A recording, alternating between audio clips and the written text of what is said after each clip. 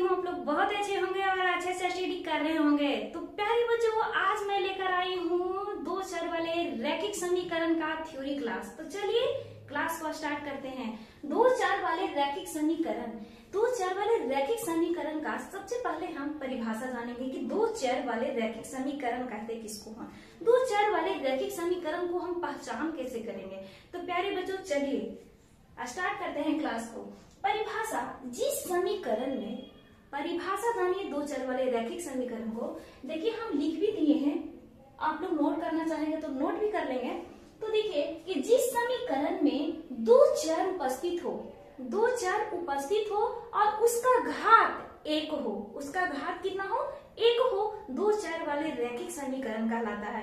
तो प्यारे बच्चों, चर किसको कहते हैं और अचर किसको कहते हैं। देखिए यहाँ देखिए कि ax plus by plus c बराबर 0, ये क्या है, दो चर वाले रैखिक समीकरण है। क्या है, दो चर वाले रैखिक समीकरण है जहाँ x और y क्या है, चर है, x और y क्या है, चर है, और abc क्या है, अचर है, abc अचर है। तो यहाँ से जानिए आप लोग कि जो x y दिया हुआ है, जो अचर है, चर है, वो कभी भी चेंज नहीं होगा, वो फिक्स है। x है, x ही रहेगा, y है, y ही रहेगा। लेकिन यहाँ से प्यारे बच्चों क्या होगा कि जो अचर होगा, अचर का मान क्या होता है, बदलते रहता है, चेंज होते रहता है। यहाँ पास जो a b c है वहां पर संख्या आ जाती है। क्या आ जाती है, संख्या आ जाती है। जैसे देखिए एक ही जगह पे जैसे हम समीकरण को लेंगे, आगे हम एग्जाम्पल के थ्रू आप लोग को बताएंगे कि अचर में क्या होता है, संख्या आती है। तो अचर में क्या हो जाएगा, एक की जगह पे a बराबर 2, या एक की जगह पे 2 लिख देंगे, एक की जगह पे 2 हो सकता है, 3 हो सकता है, 4 हो सकता है, कुछ भी संख्या हो सकता है, लेकिन संख्या ही होगा। अचर की जगह पे संख्या ही होगा। तो देखिए यहाँ से कि अचर और चर भी आप लोग आप लोग को समझ में आ गया होगा। तो प्यारे बच्चों एक और पॉइंट है कि दो चर वाले रैखिक समीकरण को हल करने के लिए दो समीकरण को होना चाहिए। कितना समीकरण को होना चाहिए, दो समीकरण को होना चाहिए। तो दो समीकरण देखिए, एक समीकरण अगर रहेगा तो उसको हम हल कैसे, हलों की संख्या को हम पता कैसे लगाएंगे। तो हलों की संख्या को पता लगाने के लिए दो समीकरण को होना बहुत जरूरी है। तो देखिए प्यारे बच्चों, यहाँ एक समीकरण दिया हुआ था, तो इस समीकरण से क्या आप पता लगा सकते हैं कि दो चर वाले रैखिक समीकरण की हल कितना होगा, कितना होगा। तो नहीं, दो चर वाले रैखिक समीकरण की हलों की संख्या को हम पता लगाने के लिए दो समीकरण का होना बहुत जरूरी है। दो समीकरण नहीं होगा तो उसका हम हलों की पता लगा नहीं सकते हैं। नहीं तो एक और कंडीशन है प्यारे बच्चों, ग्राफ से हम उसकी हलों की संख्या को क्या कर सकते हैं, पता लगा सकते हैं। तो चलिए हम पहले समीकरण से हल कर लेते हैं। तो प्यारे बच्चों देखिए, ये समीकरण दिया हुआ है a1x plus b1y plus c1 बराबर क्या है, 0 है। और देखिए कि a2x plus b1y plus c2 बराबर क्या है, 0 है। तो कैसे हम हलों की संख्या को ज्ञात करेंगे कि एक हल है कि अनेक हल है कि कोई हल नहीं है। तो हलों की संख्या, तो देखिए यहाँ से हम हल की संख्या को ज्ञात करेंगे। तो प्यारे बच्चों देखिए इसका कंडीशन है, इसका नियम है कि a1 बटा a2 बराबर नॉट इक्वल टू c1 बटा, हल की संख्या को हम पहले ज्ञात कर लेते हैं। जैसे देखिए हल की संख्या को हम पहले लिख लेते हैं। यहाँ पास हो जाएगा एक हल, यहाँ हो जाएगा अनेक हल, और एक और हो जाएगा कोई हल नहीं। तो मेरे बच्चों देखिए कोई हल नहीं। देखिए हम कैसे कर सकते हैं, कैसे ज्ञात करेंगे। तो प्यारे बच्चों देखिए कैसे होगा, a1 बटा a2 not equal to b1 बटा b2। a1 बटा a2 जब दो समीकरण दिया हुआ रहे और a1 बटा a2 का मान b1 बटा b2 के मान के बराबर ना आए, नॉट इक्वल टू आ जाए, तो उसका कितना हल होगा, एक हल होगा। और प्यारे बच्चों एक हल होगा, इसका तो हलों की संख्या ज्ञात कर लिए, कितना हल हो गया, एक हल हो गया। लेकिन इसका नाम क्या है, प्यारे बच्चों इसको हम प्रतिच्छेदी इसका नाम क्या क्या है जो जानिए। प्रतिच्छेदी, प्रतिच्छेदी नाम है, प्रतिच्छेदी रेखा है, और क्या है, प्रतिच्छेदी रेखा है, और इसका नाम क्या है, अभिरोधी, अभिरोधी, अभिरोधी। तो सारा नाम को आप लोग क्या याद कर लीजिएगा और कॉपी में नोट कर लीजिएगा। अब चलिए देखिए, जब दो समीकरण दिया हुआ रहेगा और जब a1 बटा a2 not equal to b1 बटा b2 रहेगा तो क्या हो जाएगा, एक हल होगा, प्रतिच्छेदी कहलाएगा और अविरोधी कहलाएगा। अब अनेक हल होने के लिए कैसे चेक करेंगे मैम, अनेक हल होने के लिए तो प्यारे बच्चों देखिए, जब दो समीकरण दिया हुआ रहेगा तो a1 बटा a2 बराबर b1 बटा b2 बराबर c1 बटा c2। तीनों का मान a1 बटा a2 बराबर है b1 बटा b2 बराबर है c1 बटा c2, तो इसका क्या होगा, अनेक हल होगा। क्या हो जाएगा, अनेक हल हो जाएगा। इसका नाम है प्यारे बच्चों आश्रित, आश्रित, आश्रित, और हो जाएगा आश्रित है, और क्या हो जाएगा, और आश्रित, और देखिए आश्रित नाम है इसको, और संपाती, क्या है, संपाती, इसको संपाती भी बोलते हैं और आश्रित भी बोलते हैं। अब चलिए नेक्स्ट कंडीशन में क्या होगा, जिसका कोई हल नहीं होगा। तो देखिए कि जब दो समीकरण दिया हुआ रहेगा और यहाँ देखिए कि a1 बटा a2, a1 बटा a2 बराबर b1 बटा b2 not equal to c1 बटा c2, तो इसको हम क्या बोलेंगे प्यारे बच्चों, इस समांतर होगा। क्या हो जाएगा, समांतर, इस समांतर होगा और विरोधी होगा, विरोधी होगा, विरोधी होगा। इसका नाम हो गया। तो प्यारे बच्चों क्या क्या सीखे हम कि जब दो समीकरण, क्या होगा, जब दो समीकरण रहेगा तो हम इस फार्मूले पे उसको पता लगा सकते हैं कि उसका हलों की संख्या क्या होगा। जैसे देखिए प्यारे बच्चों 2x प्लस 4y माइनस 5 हो जाएगा, 3x प्लस 5y माइनस 9।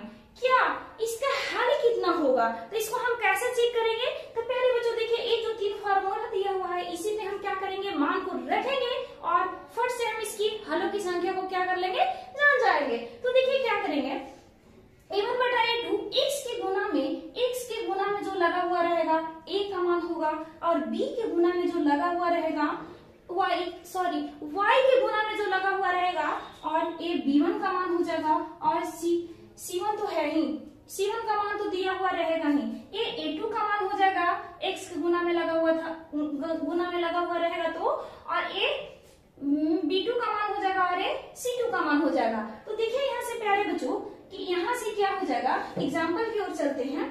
तो एग्जाम्पल की ओर देखिए, देखिए कि 2/3 बराबर 4/5 बराबर 5/9 नॉट इक्वल टू, यानी a1 बटा a2 a1 बटा 2/3 बराबर 4/5 नहीं बराबर है, यानी a1 बटा a2 not equal to b1 बटा b2। तो प्यारे बच्चों इसको हम क्या कहेंगे, यहाँ से हम पता लगा लेंगे इसका हल कितना होगा, तो इसका हल 1 होगा। अब चलते हैं अनेक, अनेक को कैसे चेक करेंगे मैम, तो देखिए ना यहाँ से देखिए कैसे चेक करेंगे। प्यारे बच्चों देखिए यहाँ दिया हुआ रहेगा कि 2x प्लस 9y माइनस 5 दिया हुआ है। अब दूसरा समीकरण दिया हुआ रहेगा प्यारे बच्चों 4x प्लस 18y माइनस कितना हो जाएगा 10। तब देखिए इसको हम चेक करते हैं, a1 बटा a2 2/4 बराबर 9/18 बराबर 5/10, माइनस है तो माइनस माइनस क्या हो जाएगा, कैंसिल हो जाएगा। प्यारे बच्चों देखिए 2 से 2 का 4 दूना 2 कटेगा, 9 दूनी 18, 5 दूना 10, यानी यहाँ क्या निकल कर आ रहा है, a1 बटा a2 बराबर है b1 बटा b2 का, a1 बटा a2 बराबर है b1 बटा b2 का। तो देखिए इससे हम क्या पता लगा लेंगे कि इसका अनेक हल होगा, क्या हो जाएगा, अनेक हल हो जाएगा। अब प्यारे बच्चों आते हैं तीसरे एग्जाम्पल की ओर। तीसरे एग्जाम्पल में समीकरण दिया हुआ है 2x² प्लस 4y माइनस 9। यहाँ से देखिए प्यारे बच्चों कि 4x प्लस 8y माइनस क्या हो जाएगा 3। तो देखिए यहाँ a1 बटा a2 2/4 बराबर 4/8 बराबर 9/3। यहाँ से काटेंगे तो 2 आ जाएगा और 2 से 4 को काटेंगे तो 2 आ जाएगा और ये 3। तो a1 बटा a2 यहाँ क्या निकल कर आ गया, a1 बटा a2 बराबर है b1 बटा b2 not equal to c1 बटा c2। जब a1 बटा a2 बराबर है b1 बटा b2 का लेकिन नॉट इक्वल टू c1 बटा c2 है तो क्या हो जाएगा, इसका कोई भी हल नहीं होगा। तो प्यारे बच्चों अब हम चलते हैं ग्राफ की ओर। हाँ तो प्यारे बच्चों अब हम ग्राफ से हलों की संख्या को ज्ञात करेंगे। ग्राफ से हम जानेंगे कि दो चर वाले रैखिक समीकरण को हम कैसे पहचान करेंगे। तो आइए प्यारे बच्चों देखिए ग्राफ, जैसा देखिए प्रतिच्छेदी रेखा, प्रतिच्छेदी इसका नाम होता है प्रतिच्छेदी रेखा। देखिए प्यारे बच्चों जब एक रेखा दूसरी रेखा को कट कर रहा है और कितने पॉइंट पर कितने बिंदु पर कट कर रहा है, तो एक पॉइंट पे बिंदु कट कर रहा है, यानी एक रेखा दूसरी रेखा को जितनी पॉइंट पे कट करेगा उतना ही उसका हल होगा। तो प्यारे बच्चों देखिए कि एक रेखा दूसरी रेखा को कितने पॉइंट पे काट रहा है, एक पॉइंट पे काट रहा है। इसका हल कितना होगा प्यारे बच्चों, एक हल। इसका कितना होगा, एक हल। और ये क्या हो जाएगा, प्रतिच्छेदी हो जाएगा, प्रतिच्छेदी कहलाएगा। और ये क्या हो जाएगा, विरोधी। इसका क्या नाम है, एक और नाम क्या है, विरोधी, अविरोधी नाम है। क्या है, अविरोधी नाम है। इसका पहचान करने के लिए मैम अभी हम जस्ट बताए हैं, देखिए क्या बताए थे, a1 बटा a2 not equal to b1 बटा b2। अब प्यारे बच्चों जब रेखाएं ग्राफ विधि से भी आप लोग दो चर वाले रैखिक समीकरण की पहचान आप लोग कर लेंगे कि इसका हल कितना होगा। तो देखिए प्यारे बच्चों जब दो रेखाएं जितनी बिंदु पे कट करेगा उतना ही उसका हल होगा। प्यारे बच्चों देखिए यहाँ से कि एक रेखा है और दूसरी रेखा भी आकर इसी पे कट कर दिया और इसी पे दूसरी रेखा भी आ गया, तो ये क्या हो जाएगा, इसका अनंत हल हो जाएगा। क्या हो जाएगा, अनंत हल हो जाएगा, अनंत हल। और क्या हो जाएगा, समपाती हो जाएगा, समपाती हो जाएगा। अनंत हल होगा और समपाती होगा। जैसे एक रेखाएं पे कई रेखाएं, यहाँ भी एक रेखा है, यहाँ भी एक रेखा है, यहाँ भी एक रेखा आ गया। तो देखिए कि ग्राफ से एक रेखा पे कई रेखाएं आ गई तो क्या हो जाएगा, एक समपाती हो गया। और इसको पहचानने का नियम है a1 बटा a2 बराबर है b1 बटा b2 बराबर है c1 बटा c2। अभी हम जस्ट बताए हैं प्यारे बच्चों आप लोग को। और यहाँ से देखिए इसका नाम क्या हो जाएगा, समपाती। और क्या हो जाएगा, अनेक हल होगा। और इसको क्या बोलते हैं, आश्रित बोलते हैं। क्या एक और नाम है, आश्रित होता है। और प्यारे बच्चों देखिए कि जब दो रेखाएं यहाँ से देखिए कि जब दो रेखाएं एक ही ओर जा रही है, यानी जब दो रेखाएं की सभी जगह समान दूरी हो और वो कभी भी नहीं मिलती है, यानी कहीं भी एक दूसरे को कट नहीं कर रही है, तो ये क्या हो जाएगा, इसका कोई भी हल नहीं होगा। क्या होगा, कोई भी हल नहीं होगा, कोई भी हल नहीं होगा। और इसको क्या हम बोल सकते हैं, क्या इसका नाम है, अभी विरोध करता है, विरोधी है। इसका नाम क्या है, विरोधी है। और इसका क्या हो जाएगा, कोई हल नहीं होगा। इसका देखिए प्यारे बच्चों a1 बटा a2 बराबर b1 बटा b2 बराबर नॉट इक्वल टू c1 बटा c2। तो प्यारे बच्चों ग्राफ से भी आप लोग दो चर वाले रैखिक समीकरण की पहचान कर सकते हैं कि जब दो रेखाएं एक दूसरे को एक पॉइंट पे, एक बिंदु पे मिलाएगा उसका एक हल होगा। और जब दो रेखाएं एक ही रेखा पे जब दो रेखाएं या एक ही रेखा पे कई रेखा आ जाए, क्या हो जाएगा, समपाती हो जाएगा। और जब दो रेखाएं एक भी पॉइंट पे नहीं मिलता है तो क्या हो जाएगा, विरोधी हो जाएगा। और इसका एक और नाम है समांतर। क्या नाम है, समांतर। तो प्यारे बच्चों धन्यवाद आप लोग को वीडियो देखने के लिए।